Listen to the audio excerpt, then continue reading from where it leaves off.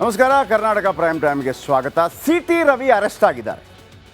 CT. Ravi ಮಾಜಿ ಸಚಿವ, ವಿಧಾನ ಪರಿಷತ್ ಸದಸ್ಯ ಸಿ.ಟಿ. ರವಿ ಅರೆಸ್ಟ್ ಆಗಿದ್ದಾರೆ. ಕಾರಣ ಇವತ್ತು ಸುವರ್ಣಸೌಧದಲ್ಲಿ ದೆಹಲಿಯಲ್ಲಿ ಅಮಿತ್ ಶಾ ಅವರು ಅಂಬೇಡ್ಕರ್ ಅವರಿಗೆ ಅವಮಾನ ಮಾಡಿದ್ದಾರೆ ಎನ್ನಲಾದಂಥ ಒಂದು ಆಡಿಯೋ, ಆ ಒಂದು ಆರೋಪ, ಆ ಕ್ಲಿಪ್ಗೆ ಸಂಬಂಧಪಟ್ಟ ಹಾಗೆ ಬಿ ಜೆ ಪಿ ಹೇಳ್ತು ಇಲ್ಲ ನೀವು ಪೂರ್ತಿಯಾಗಿ ಕೇಳಿಸ್ಕೊಂಡಿಲ್ಲ ಅಂತೇಳಿ.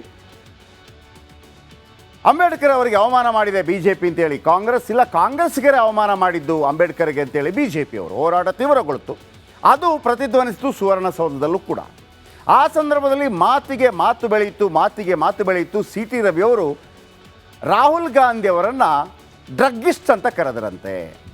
ಆಗ ಲಕ್ಷ್ಮೀ ಹೆಬ್ಬಾಳ್ಕರ್ ನೀನು ಕೊಲೆಗಾರ ಅಂತ ಸಿ.ಟಿ. ರವಿ ಅವರನ್ನು ಕರೆದ್ರಂತೆ. ಆ ಸಂದರ್ಭದಲ್ಲಿ ಒಂದು ಪದ ಪ್ರಾಸ್ಟ್ಯೂಟ್ ಅನ್ನುವಂಥ ಪದ ಬಳಕೆ ಮಾಡಿದರು ಹಲವಾರು ಬಾರಿ ಅಂತ ಹೇಳಿ, ಸಿ.ಟಿ. ರವಿ ಅವರು ಪದ ಬಳಕೆ ಮಾಡಿದರು ಅಂತ ಹೇಳಿ ಅಳ್ತಾ ಹೊರ ನಡೆದ್ರು. ಸಿ ಎಂ ಕಚೇರಿಗೆ ಹೋಗಿ, ಸಭಾಪತಿ ಕಚೇರಿಗೆ ಹೋಗಿ ಕಂಪ್ಲೇಂಟ್ ಕೊಟ್ಟರು. ನಂತರ ರಿಪಬ್ಲಿಕ್ ಕನ್ನಡ ಹೌದೋ ಅಲ್ವೋ ಅಂತ ತೀರ್ಮಾನ ಮಾಡಿ ಆ ವಿಡಿಯೋ ಬ್ರೇಕ್ ಮಾಡಿದ್ರು. CT. Ravi audio exclusive republic ಕನ್ನಡದಲ್ಲಿ ಆಡಿಯೋ.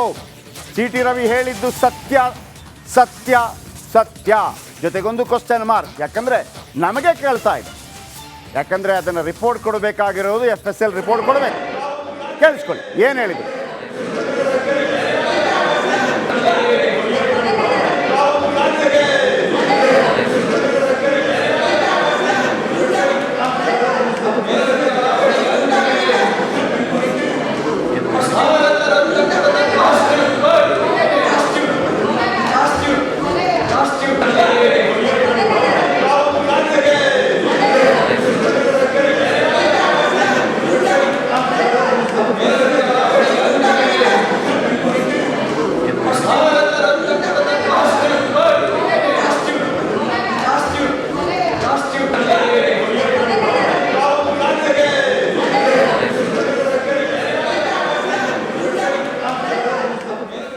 ಓಕೆ, ಮೊದಲಿಗೆ ರಾಹುಲ್ ಗಾಂಧಿ ಅವರನ್ನು ಡ್ರಗ್ಗಿಸ್ಟ್ ಅಂತ ಕರೀತಾರೆ ಯಾರು, ಸಿ.ಟಿ. ರವಿ. ಅದಕ್ಕೆ ನೀನು ಕೊಲೆಗಾರ ಅಂಥೇಳಿ ಲಕ್ಷ್ಮೀ ಹೆಬ್ಬಾಳ್ಕರ್ ಹೇಳ್ತಾರೆ.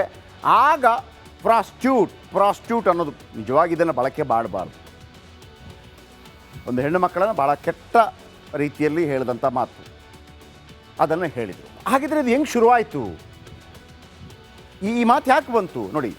ದೃಶ್ಯ ನಂಬರ್ 1, ಪರಿಷತ್ನಲ್ಲಿ ಅಮಿತ್ ಶಾ ಹೇಳಿಕೆಗೆ, ಅಂದರೆ ಅಮಿತ್ ಶಾ ಅವರು ಏನು ಹೇಳಿದರು ನಿನ್ನೆ, ಇದೊಂದು ವ್ಯಸನವಾಗಿದೆ. ಕೆಲವರು ಹೇಳ್ತಾರೆ ಅದು ಪ್ಯಾಷನ್ ಆಗಿದೆ, ಕೆಲವರು ಹೇಳ್ತಾರೆ ವ್ಯಸನವಾಗಿದೆ. ಸಿ ಎಂ ಸಿದ್ದರಾಮಯ್ಯನೂ ಅದು ವ್ಯಸನ ಅಂತ ಅದಕ್ಕೆ ಒಂದು ಉಲ್ಲೇಖ ಕೊಟ್ಟ ಕಾರಣಕ್ಕಾಗಿ ಹೇಳ್ತಾ ಇದ್ದೀನಿ. ಅಂಬೇಡ್ಕರ್ ನೀವು 7 ಸಲ ದೇವರನ್ನು ನೆನೆಸ್ಕೊಂಡಿದ್ರೆ ನಿಮಗೆ ಸ್ವರ್ಗ ಪ್ರಾಪ್ತಿ ಆಗ್ತಾ ಇತ್ತು. ಇಷ್ಟ ಆಗುತ್ತೆ. ಅಂದರೆ ಅಂಬೇಡ್ಕರನ್ನು ಅವಹೇಳನ ಮಾಡಿದ್ರಾ?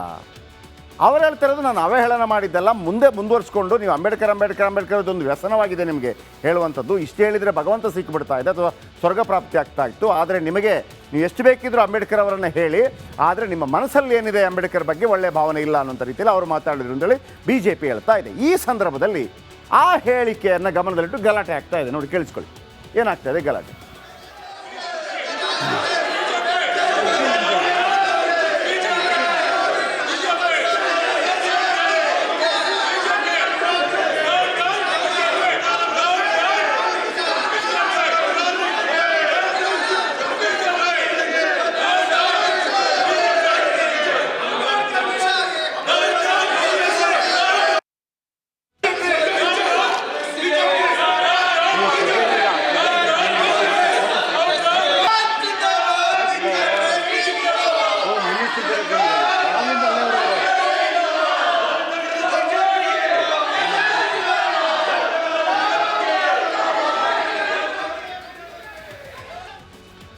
ಇನ್ನು ದೃಶ್ಯ 2ರಲ್ಲಿ ಅದೇ ಸಚಿವೆ ಲಕ್ಷ್ಮೀ ಹೆಬ್ಬಾಳ್ಕರ್ ಅವರ ನಿಂದನೆಯನ್ನು ಮಾಡಿದರು ಅಂಥೇಳಿ ಆ ದೃಶ್ಯ ನೋಡ್ಕೊಂಬನ್ನಿ.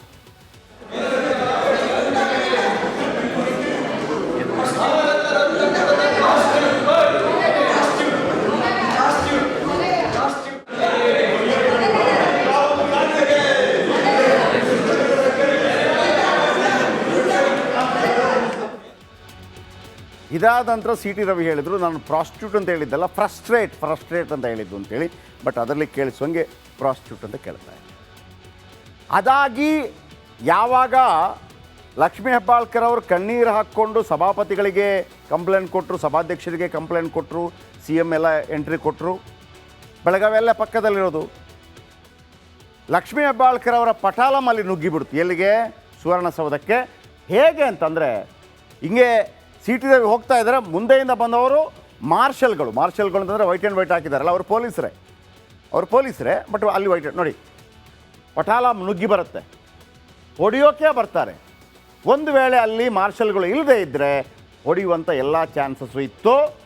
ಆಮೇಲೆ ಅಥವಾ ಬ್ಲ್ಯಾಕ್ ಇದು ಹಾಕ್ಕೊಂಡಿದ್ದಾನಲ್ಲ, ಯಾರು ವೇಸ್ಟ್ ಕೋಟ್ ಹಾಕ್ಕೊಂಡಿದ್ದಾನಲ್ಲ ಆತ ಸಂಗನಗೌಡ, ಲಕ್ಷ್ಮೀ ಹೆಬ್ಬಾಳ್ಕರ್ PA. ಇದು ಲಕ್ಷ್ಮೀ ಹೆಬ್ಬಾಳ್ಕರ್ ಪಟಾಲಂ. ನೋಡಿ ಸೇಫ್ ಮಾಡ್ತಾರೆ, ಸೇಫ್ ಮಾಡಿ ನೋಡಿ ಸುವರ್ಣಸೌಧ ಒಳಗೆ ನುಗ್ತಾರೆ ಅವರೆಲ್ಲ. ಅವರಿಲ್ಲ ಅಂದರೆ ಹೊಡೆದು ಬಿಡ್ತಿದ್ರು. ಅಂದರೆ ನೋಡಿ ಇಲ್ಲೇ ಇದ್ದಾರೆ ನೋಡಿ ಇಷ್ಟೇ, ಒಬ್ಬ gap, police gap, marshal gap. ಕರ್ಕೊಂಡೋಗಿ ಒಳಗೆ ಅಲ್ಲಿ ಲಾಕ್ ಮಾಡ್ತಾರೆ ಅವ್ರನ್ನ.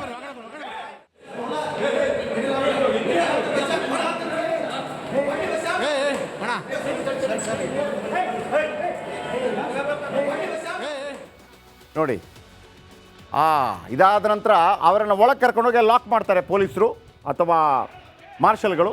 ಹೆಬ್ಬಾಳ್ಕರ್ ಆಪ್ತ ಸಂಕನಗೌಡ ನೋಡಿ ಎಗರಿ ನೋಡಿ, ಎಗರ್ತಾನೆ ಎಗರಪ್ಪ ನೋಡಿ ಅವನೇ ವೇಸ್ಟ್ ಕೋಟ್ ಹಾಕೋದೇನ, ಅದು ಅವನೇ.